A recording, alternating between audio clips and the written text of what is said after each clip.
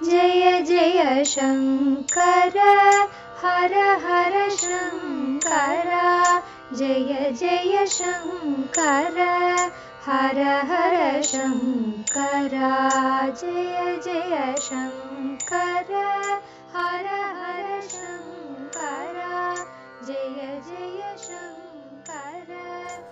அத்வைத்தம் தெய்வத்தின் குரல் 6ஆம் பாகம். அத்வைத சாதனை. திதிக்ஷை.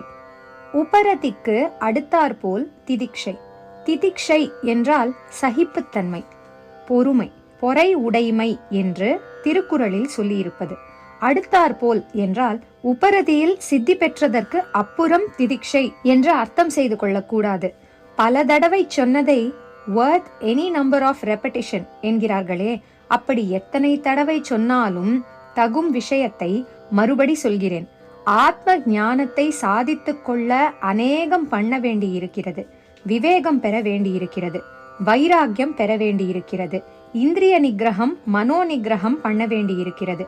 அப்படி பண்ணி மனஸ் எல்லாவற்றிலிருந்தும் கழன்று பட்டக்கட்டை மாதிரி உபரதியில் ஆகுமாறு செய்ய வேண்டியிருக்கிறது. இன்னும் பலவும் பண்ண வேண்டி இருக்கிறதென்றால் இவற்றில் ஒன்றை ஆரம்பித்து பூரணமாக அதை முடித்துவிட்டு அப்புறம் இன்னொன்றை ஆரம்பித்து முடிப்பது, அப்புறம் இப்படியே அடுத்து அடுத்து சொன்னவைகளை பண்ணுவது என்று நினைத்து கொண்டு விடக்கூடாது. போலீஸ் உத்தியோகத்திற்கு இன்னின்ன யோக்கியதாம்சம், இவ்வளவு வயசாய் இருக்க வேண்டும், இன்ன படித்திருக்க வேண்டும், இவ்வளவு ஹைட் இருக்கணும், வெயிட் இருக்கணும், ரிசர்வேஷன் கொள்கைப்படி இன்ன ஜாதியாய் இருக்கணும், இப்படிப்பட்ட நடத்தை இருக்க வேண்டும் என்று யோக்கியதாம்சங்கள் வைத்தால் அவற்றில் ஒன்று ஆன அப்புறம் இன்னொன்று என்று அர்த்தம் பண்ணி கொள்வார்களா? அந்த வயசு லிமிட்டை முதலில் பூர்த்தி பண்ணணும். அத்தனை வயசான அப்புறம் படிக்க ஆரம்பித்து படிப்பு குவாலிஃபிகேஷனை பூர்த்தி பண்ணணும்.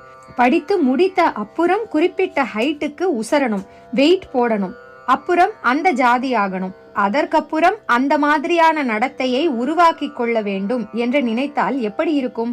ஓரளவுக்கு அந்த மாதிரிதான் நித்யானித்ய வஸ்து விவேகத்தில் இருந்து முமுக்ஷுத்வம் வரையில் உள்ள யோக்கியதாம்சங்களை ஒன்றுக்கப்புறம்தான் இன்னொன்று வருகிறதென்று நினைப்பதும்.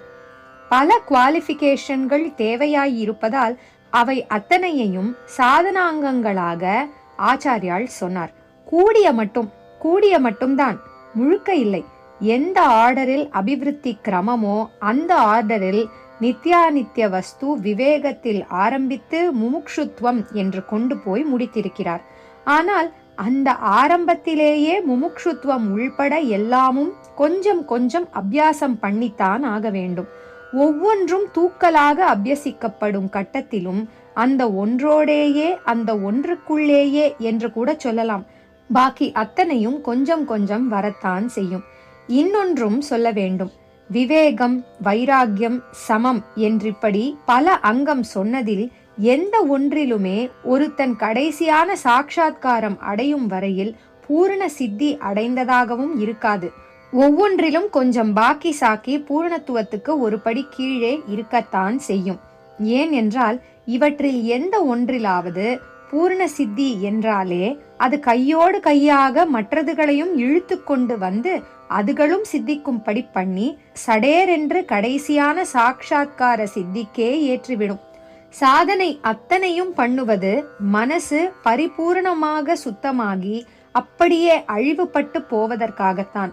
மனசு அழிபட்டு போவதென்றால் ஆசை, விஷய வாசனை அழிபடுவதுதான். சாதனையின் முடிவு நிலையில்தான் இப்படி ஆசைகளும் விஷய வாசனைகளும் அடியோடு அழிந்து போய் உடனேயே சாட்சாத்காரம் ஏற்படும் என்று இப்போது நான் சொன்னதும் கூட சரியில்லை. சாட்சாத்காரம் ஏற்பட்டால்தான் உடனே விஷய ருச்சிகள் அடியோடு அழியும். அதாவது சாட்சாத்காரம்தான் முதலில், அப்புறம் என்றால் ரொம்ப காலத்திற்கு அப்புறம் இல்லாமல் உடனேயே, ஆனாலும் சாட்சாத்காரத்திற்கு பிறகுதான் விஷய ருச்சி பூரணமாக நசிப்பது. கீதா வாக்கியம் இப்படித்தான் ஸ்பஷ்டமாக இருக்கிறது. குறிப்பு: கீதை 2வது அத்தியாயம் 59வது ஸ்லோகம். ஒவ்வொரு இந்திரியத்திற்கும் ஆகாரமாக இருக்கப்பட்ட விஷயங்களை அவற்றுக்கு கொடுக்காமல் ஒருத்தன் இருந்துவிட்டால் அந்த பழக்கத்தால் விஷயங்கள் அவனை விட்டு போய்விடும்.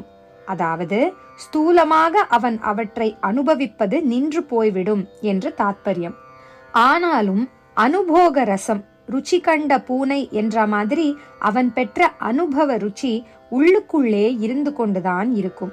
இது எப்போது விலகும் என்றால், பரம்பொருளை இவன் எப்போது தரிசிக்கிறானோ, அதாவது ஆத்மாவை எப்போது சாட்சாத்கரிக்கிறானோ அப்போதுதான் என்று பகவான் சொல்லி இருக்கிறார். விஷயா வினிவர்த்தந்தே நிராகாரஸ்ய தேஹினஹ ரசவர்ஜம் ரசோபியஸ்ய பரம் திருஷ்டுவா நிவர்த்ததே. பரம் திருஷ்டுவா, பரமனை பார்த்தாலே, பரம தத்துவத்தை அனுபவித்தாலே, ரசஹ அபி நிவர்த்ததே, அனுபவ ருச்சியும் நிவிருத்தியாகும். விஷய ருச்சியும் போய் மனஸ் அழிந்தால்தான் பரம தத்துவ அனுபவம் என்று ஒரு பக்கம் சொல்லிவிட்டு, இன்னொரு பக்கம் அந்த அனுபவம் வந்தால்தான் இந்த ருச்சி போகிறதென்றால், பைத்தியம் தெளிஞ்சால் கல்யாணமாகும், கல்யாணமானால் பைத்தியம் தெளியும் என்கிறார் போல அல்லவா இருக்கிறது? இல்லை. ருச்சியை அழித்து, மனசை அழித்து ஆத்ம தர்சனம் செய்ய இவனால் முடிந்த பிரயாசை அத்தனையையும் சாதனை என்ற பேரில் இவன் பண்ணி பாடுபடத்தான் வேண்டும். ஆனாலும் முழுக்க அழிக்க பண்ண முடியாது. அப்போதுதான் இவன் முழு முயற்சியும் பண்ணிய நிலையில் ஈஸ்வரன் பரம கருணையோடு இவனுக்கு ஆத்மானுபவத்தை கொடுத்து, அதனாலேயே ருச்சியையும் ருச்சி காணும் மனசையும் சேர்த்து அழிப்பது. முழுக்க இவன் சாதனையாகவே இருந்துவிட்டால் ஈஸ்வரனின் அனுகிரக சக்திக்கு என்ன பெருமை? ஆகையால் கடைசி வரை இவன் தானாக முழுமையடையாமல் தான் எல்லா சாதனாங்கங்களையும் அபியசித்தபடி இருக்க வேண்டும் என்றாகிறது.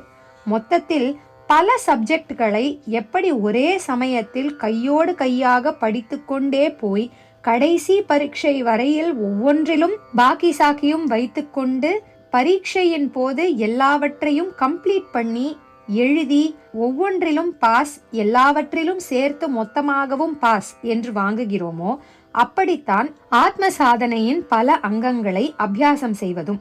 ஒன்றுக்கு அப்புறம் இன்னொன்று மாதிரி சொன்னது ரொம்ப ஆரம்பத்தில் அவை இன்னவென்று பிரித்து காட்டி சரியாக புரிய வைப்பதற்காகத்தான். சங்கீதம் பாலசிக்ஷையில் ச ரி க ம ப த நி என்று ஒரு ஸ்வரத்திற்கு அப்புறம் இன்னொன்று என்பதாக வரிசை பண்ணி கொடுத்திருப்பது அந்த ஆரம்ப நிலையில் ஸ்வரஸ்தானங்கள் பிடிபடுவதற்காகத்தான். ஆனால் அசல் பாட்டு ஆலாபனை என்று வரும்போது இந்த வரிசை ஒன்றில்தான் ஸ்வரங்கள் போகணும் என்றில்லாமல் மேல் ஸ்வரங்களும் கீழ் ஸ்வரங்களும் கலந்து கலந்துதானே வருகின்றன. உபரதி என்று மனஸ் எல்லா பிடிப்பையும் விட்டுவிட்டு ஓய்ந்து போய்விட்ட அப்புறம் திதிக்ஷை என்ற பொறுமையை அபியசிக்கணும் என்று நினைத்து கொண்டால் மனஸ்தான் ஏற்கனவே பட்டக்கட்டையாக ஓய்ந்து உட்கார்ந்து விட்டதே, அதற்கப்புறம் பொறுத்து கொள்ள என்ன இருக்கிறது? தூங்குகிறவனிடம் பொறுமையாய் இரு என்று சொல்கிற மாதிரி அல்லவா இருக்கிறது என்ற கேள்வி எழும்பத்தான் செய்யும். அப்புறம் அப்புறம் என்பதை எல்லாம் அதோடு கூட பிளஸ் பிளஸ் என்று அர்த்தம் செய்து கொண்டாலே சரியாக வரும்.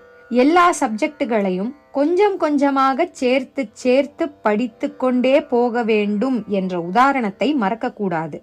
உபரதி பாடத்தை ஓரளவுக்கு நன்றாக படித்து வெற்றி கண்டால் சாதாரணமாக வாழ்க்கையில் ஏற்படுகிற நார்மல் சுக துக்கங்களில் இப்போது நாம் ரொம்பவும் பாதிப்படைவது போல் இல்லாமல் மனஸ் விலகி வெறிச்சென்று இருக்கும். அப்படி இருக்கும்போது நார்மல் என்பதற்கு வித்தியாசமாக அப்நார்மலாகவோ சப்நார்மலாகவோ சுகதுக்கங்கள் நேர்ந்தால் அப்போது உபரத நிலையில் தடுமாற்றம் ஏற்பட்டு மனசு பாதிப்புக்கு ஆளாகத்தான் பார்க்கும். இந்த இடத்தை நினைத்துத்தான் திதிக்ஷஸ்வ பொறுத்துக்கொள் என்று ஆச்சாரியால் அவருக்கு முன்னேயே உபனிஷத் ரிஷி வைத்தார்கள் என்று புரிந்து கொள்ள வேண்டும். திதிக்ஷஸ்வ என்பது பகவான் வாக்கு. கீதோபதேச ஆரம்பத்திலேயே அர்ஜுனனை கூப்பிட்டு திதிக்ஷஸ்வ பாரத, பொறுத்துக்கோப்பா என்றிருக்கிறார்.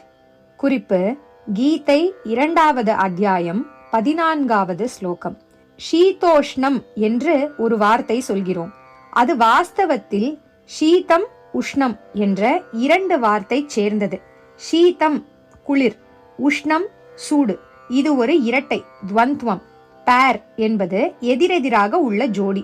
இதே மாதிரி சுக துக்கம், ஷீதோஷ்ணங்களை பொறுத்துக்கொள், சுகதுக்கங்களை பொறுத்துக்கொள் என்று பகவான் அர்ஜுனனுக்கு உபதேசிக்கிறார்.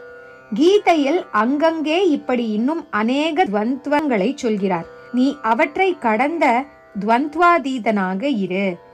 காரியம் சித்தியானாலும் சரி, ஆகாவிட்டாலும் சரி, சித்தி அசித்திகள் இரண்டிலும் சமமாயிரு என்கிறார். குறிப்பு: கீதை 4வது அத்தியாயம் 22வது ஸ்லோகம். சமமாயிருப்பது என்றாலும் பொறுத்துக் கொள்வது என்றே அர்த்தம். இந்த சித்தி அசித்தி ஜோடியை கடைசி அத்தியாயத்திலும் சொல்கிறார். சித்தி அசித்தி என்பது வெற்றி தோல்வியைத்தான். சித்தியஸ் சித்தியோர் நிர்விகாரக கர்த்தா சாத்விக உச்சியதே. கீதை 17வது அத்தியாயம் 26வது ஸ்லோகம். வெற்றி தோல்விகளில் மாறுபாடு அடையாமல் இருக்கும் ஜீவனையே சாத்விகன் என்பது என்கிறார். ஆரம்பத்தில் சொன்ன சீதோஷ்ண சுகதுக்கங்களை தியான யோகம் உபதேசிக்கும் போதும் சொல்லி கூட மானாபமானயோகோ என்று மான அவமானம் என்ற இன்னொரு ஜோடியையும் சேர்க்கிறார். கீதை 6வது அத்தியாயம் 7வது ஸ்லோகம். பல இடங்களில் சுப அசுப எதிரெதிர் ஜோடியை சொல்லியிருக்கிறார்.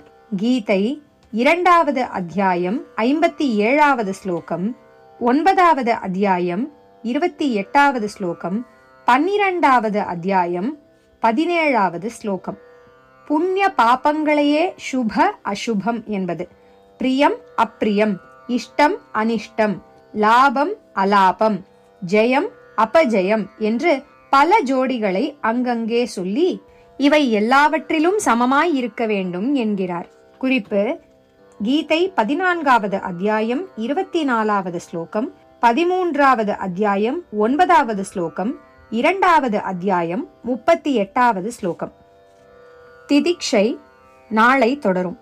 ஜெய ஜெய சங்கர, ஹரஹர சங்கர, மகாபெரியவா சரணம். जय जय शंकर हर हर शंकर, जय जय शंकर हर हर शंकर, जय जय शंकर.